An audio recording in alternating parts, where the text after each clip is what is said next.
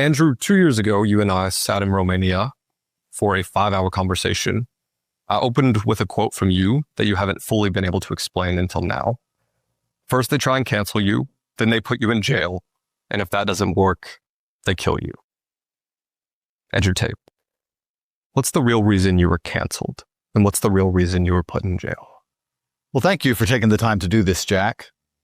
I'm not sure when this is going to see the light of day.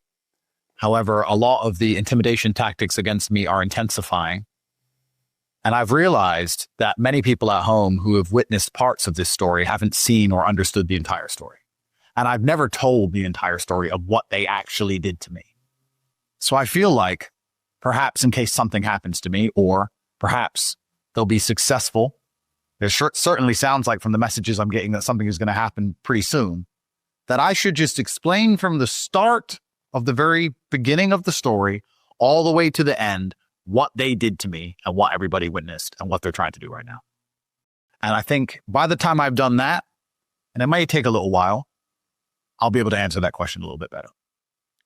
So does this story start with Big Brother 2016 or December 29th, 2022? This story begins a little bit before December 29th, 2022. And I've got a whiteboard here because it's quite a complicated story I want to explain to everybody. In fact, this story, like all good stories, begins with a beautiful woman, because that's how all stories begin. I was in Dubai with a beautiful girl from Sweden, and she was 6'1" and she was gorgeous. And we were living together in Dubai. And then she said to me, I'm thinking of going back to school. I said, why would you do that? That's the biggest waste of time in the world.